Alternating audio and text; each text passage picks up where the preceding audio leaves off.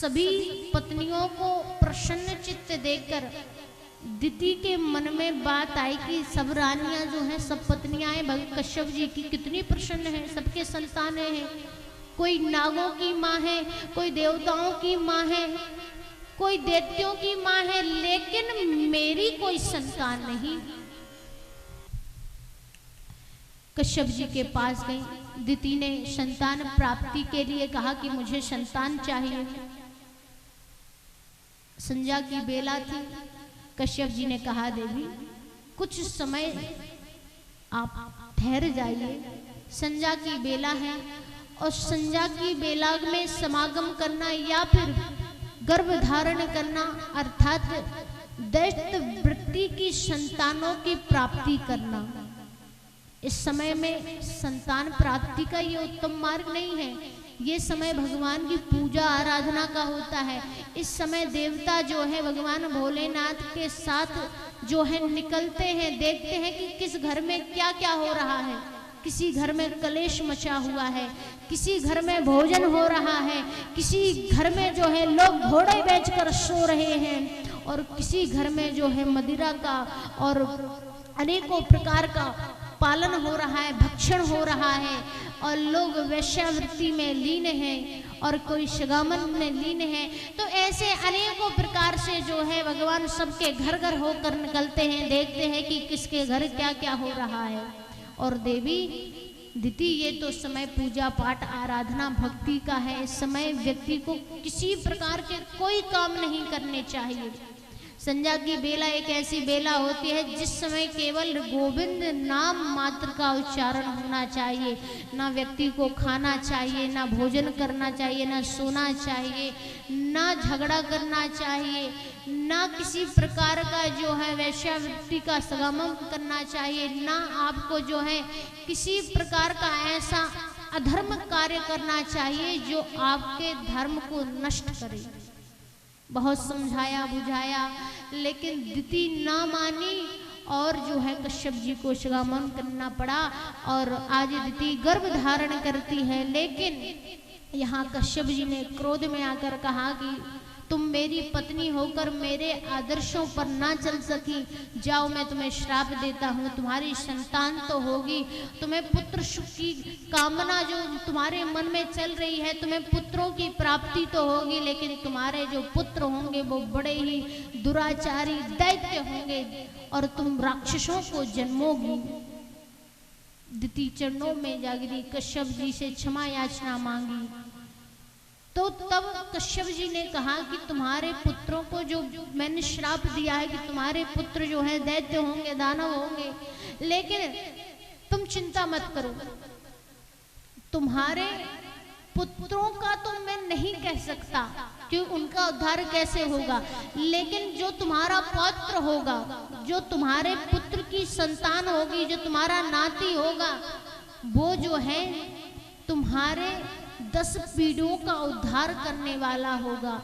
वो जो है हर समय भगवत भक्ति में लीन रहेगा और आगे चलकर जो है भगवान के साथ उसका गुणगान गाया जाएगा। ऐसा तुम्हारा नाती होगा।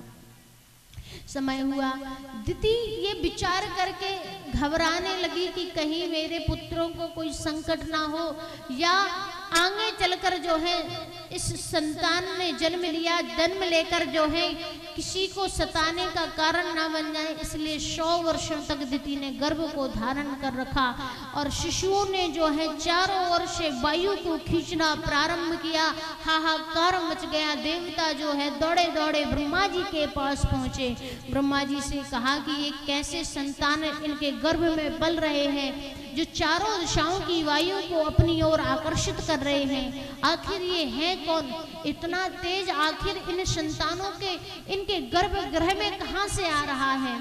तो उस समय जो है ब्रह्मा जी कहते हैं कि एक बार की बात है, मेरे मानस पुत्र शनकादियों द्वारा जो है इनको श्राप दिया गया था कि एक समय जो है भगवान बैकुंठ में वास कर रहे थे और जो है बैकुंठ में दर्शन करने के लिए शनकादि जाते हैं।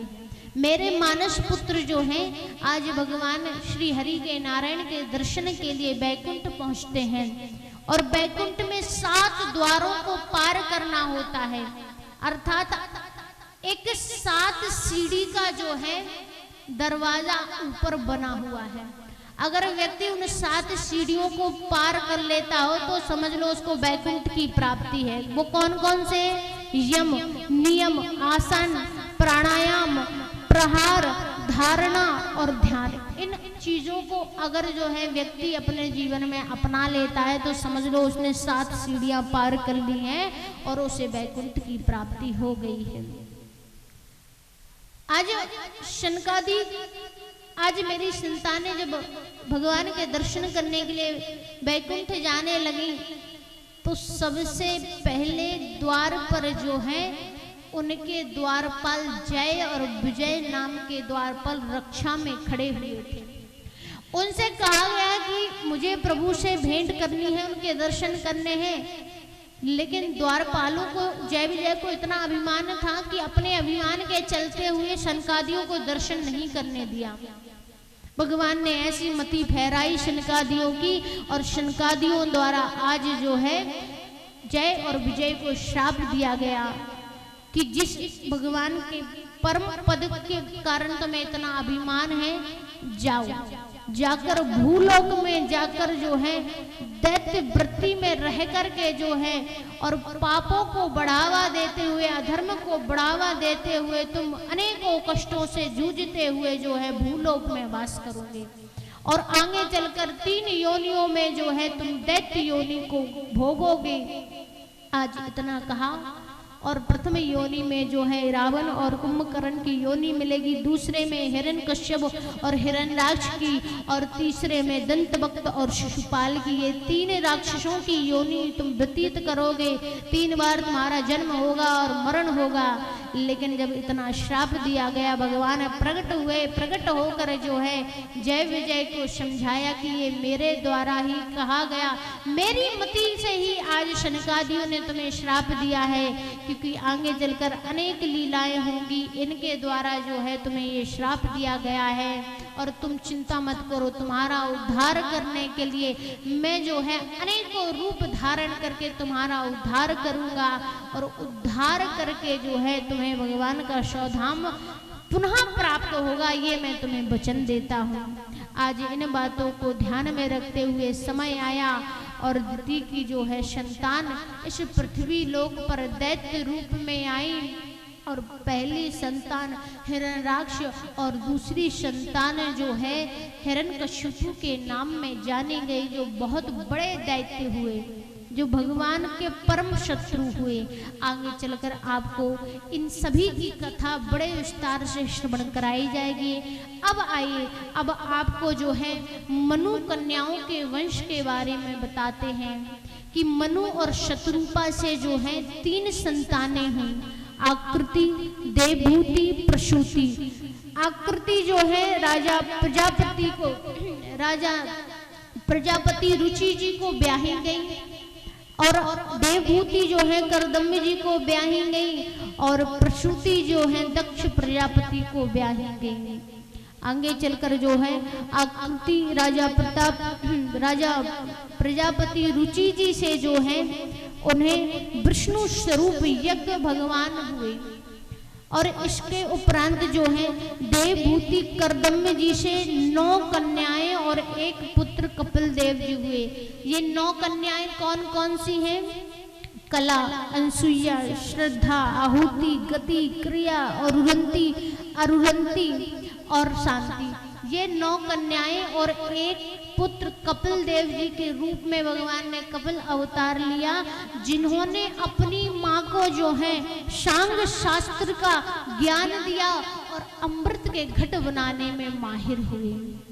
और इन 9 कन्याओं का विवाह जो है कुछ इस प्रकार बताया गया है कि जो है कला मरीचि जी को ब्याही गई, अनसुईया अत्रि जी को ब्याही गई, श्रद्धा अंगिरा जी को ब्याही गई, आहुति जो है पुलस्त जी को ब्याही गई, गति जो है पुलह जी को ब्याही गई, क्रिया जो है क्रतु जी को ब्याही गई, रंती जो है भृगु जी को ब्याही गई, अरुरंती जो है वशिष्ठ जी को ब्याही गई और शांति जो है अथर्व जी को ब्याही गई। और आगे चलकर जो है आपको प्रसूति दक्ष प्रजापति की 16 कन्याओं के बारे में बताते हैं कि उनकी स्वाहा, स्वधा और सती, ये 3 कन्याएं मुख्य हुई।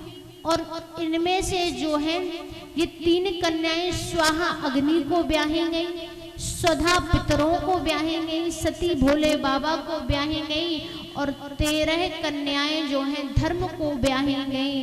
वो 13 कन्याएं श्रद्धा, मैत्री, दया, शांति, तुष्टि, पुष्टि, क्रिया, उन्नति, बुद्धि, मेधा, तृतीया ही मूर्ति, ये धर्म को ब्याही गई। और आगे चलकर आपको माँ अंसिया के चरित्र की सुंदर कथा को बताते हैं कि एक समय नारद जी द्वारा जो है नारद जी का आगमन तीनों देवियों के गृह समक्ष में होता है। आज नारद जी के पधारने पर देवियों ने सुंदर पकवान बनाकर और नारद जी को पान कराया और नारद जी से पूछा कि आज मैंने बड़े ही सुंदर भाव से मोदक अर्थात लड्डू बनाए हैं, इन लड्डुओं का स्वाद कैसा है आप बताइए। तो उस समय जो है तीनों देवियों की बात सुनकर नारद जी ने कहा, मोदक में अर्थात लड्डुओं में तो बड़ा स्वाद है, लेकिन जो माँ अंसुईया के हाथ में स्वाद है, लगता है माँ अंसुईया के हाथ में साक्षात माँ अन्नपूर्णा विराजमान हो, ऐसा प्रतीत तो होता है। क्योंकि भैया होता है ना, चाहे व्यक्ति के पास रूप हो या ना हो, लेकिन गुण अवश्य होता है। और उसी भली भांति आज जो है जो स्वाद माँ अंसुईया के हाथों में है ना, वो किसी के हाथों में नहीं है। बोले हमारे हाथों में भी नहीं है, बोले नहीं आपके हाथों में वो बात कहाँ जो बात माँ अंसुईया के। अरे आपको पता नहीं है, भूलोक में रह कर के भी जो है देवियों से सुंदर जीवन को व्यतीत कर रही हैं, पति की सेवा में लीन रहती हैं, पतिव्रता नारी हैं। और लगता है कि माँ लक्ष्मी, माँ सरस्वती, माँ अन्नपूर्णा और साक्षात देवी दुर्गा का स्वरूप जो है माँ आज है। और ऐसे स्वरूप की कितनी भी व्याख्या करते रहो लेकिन कम है। लेकिन माँ अंसुईया के बराबर अभी तक कोई नारी संसार में भूलोक में हुई ही नहीं है। बोले अच्छा ऐसी बात है, बोले ठीक है चलो कोई बात नहीं। अब नारद जी इतना कहकर चले, देवियों ने ब्रह्मा विष्णु महेश तीनों को बुलाया। तीनों को बुलाकर जो है आज माँ अंसुईया के चरित्र की परीक्षा लेने हेतु आज भूलोक में भेजा। भगवान जो है ब्रह्मा विष्णु महेश तीनों देवता जो है आज भिक्षा मांगने के लिए आज माँ अंसुईया की चरित्र की परीक्षा लेने हेतु जो है भूलोक में आए, अत्रि जी के आश्रम में आए। और भिक्षाम देहि भिक्षाम देहि भिक्षाम देहि का जैसे ही स्वर जागृत करने लगे, माँ अंसुईया आश्रम में से बाहर आई, देखा आज द्वार पर भिक्षा मांगने आए हैं। कमंडल में भिक्षा लेकर आई और कहा कि मांगे क्या चाहिए भिक्षा में। तो उस समय जो है ब्रह्मा विष्णु महेश जो चरित्र की परीक्षा लेने आए थे, तो आज जो है देवी अंसुईया से कहते हैं कि अगर आप मुझे कुछ देना ही चाहते हैं तो सर्वप्रथम आप मुझे संकल्प दीजिए कि जो हम मांगेंगे वो आपको देना पड़ेगा। बोले ठीक है, मांगने के लिए क्या मांग सकते हैं। अरे एक ऋषि की पत्नी हूँ, मेरे पास जो कुछ भी होगा दे देंगे, आखिर धन दौलत माल खजाना प्रॉपर्टी का रखकर करेंगे क्या। बोले ठीक है, जो आप मांगेंगे हम देंगे। बोले ठीक है, बोले संकल्प दीजिए। संकल्प दिया तो माँ अंसुईया से तीनों देवता जो भिक्षुक बनकर आए हैं कहने लगे कि आपने अब मुझे संकल्प दिया है तो हे देवी हे मैया, हम चाहते हैं कि एक बालव स्वरूप में जिस प्रकार माँ अपने पुत्र को भोजन कराती है, दुग्ध पान कराती है, उसी प्रकार जो है आप नग्न होकर हमें भोजन कराइए।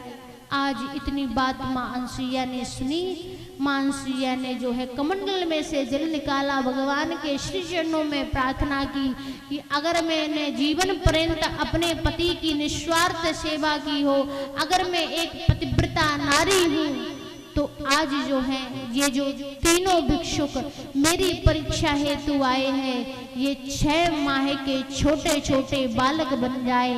और जैसे ही जल छोड़ा, तीनों देवता 6 माह के छोटे छोटे बालक बन गए। बोले कृष्ण कन्हैया लाल की। जब जल छोड़ा गया तो सर्वप्रथम शिवजी जब शिशु अवस्था में आए तो उस समय दुर्वासा ऋषि प्रकट हुए। दुर्वासा ऋषि ने अवतार लिया शिव अवतार में, और जब ब्रह्मा जी पर जल छोड़ा गया तो भगवान ब्रह्मा जी जो है आज सोम अर्थात चंद्रमा का अवतार लेकर आए। और तीसरा अवतार जब जैसे ही जल विष्णु जी पर भगवान नारायण पर छोड़ा गया तो उस समय भगवान ने जो है दत्तात्रेय अवतार धारण किया। बोली दत्तात्रेय भगवान की। आज ये वही दत्तात्रेय भगवान हैं जिन्होंने हर एक व्यक्ति से, हर एक पशु से जो है एक एक शिक्षा को ग्रहण किया। और दत्तात्रेय भगवान ने 24 गुरु बनाए, और उन गुरु के नाम भी बड़े सुंदर भाव से बताते हैं कि सर्वप्रथम उन्होंने कबूतर से शिक्षा ली, कबूतर को गुरु बनाया, पृथ्वी को, सूर्य को, पिंगला को, वायु को, पृग को, समुद्र को, पतंगा को, हाथी को, आकाश को, जल को, मधुमक्खी को, मछली को, बालक को, कुकर पक्षी को, अग्नि को, चंद्रमा को, कुमारी कन्या को, सर्प को, तीर अर्थात बाण बनाने वाले से, और मकड़ी से, मृगों से, अजगर से और भौरा से, इन सभी से जो है शिक्षा प्राप्त की। और इन सभी को 24 प्रकार से अपना गुरु बनाकर सभी से शिक्षा को ग्रहण किया, क्योंकि हर व्यक्ति से एक शिक्षा अवश्य प्राप्त होती है। क्योंकि आप देख लीजिए, एक चींटी भी होती है तो वो पेड़ पर बार बार चढ़ती है और बार बार गिरती है, छोटा सा शरीर है, लेकिन वो अपने जीवन में एक सुंदर भाव रखती है, कभी हार नहीं मानती है। सबने देखा होगा, चींटी बार बार पेड़ पर चढ़ेगी, फिर गिरेगी, फिर चढ़ेगी, फिर गिरेगी, लेकिन जब तक वो पेड़ पर चढ़ नहीं जाती, अपना भोजन रख नहीं देती, तब तक वो हार नहीं मानती है। एक छोटी सी चींटी भी हमें एक शिक्षा प्रदान करती है। तो समझ लीजिए, अगर हर व्यक्ति हमें ज्ञान की बात बताने लगा और उस ज्ञान की बात को हमने अपना लिया तो समझ लो तुम्हारा कल्याण है, क्योंकि हर व्यक्ति में एक ज्ञान अवश्य पाया जाता है। ये मत सोचो ये स्त्री है, ये पुरुष है, ये बालक है, ये वृद्ध है, ये क्या हमें शिक्षा देगा।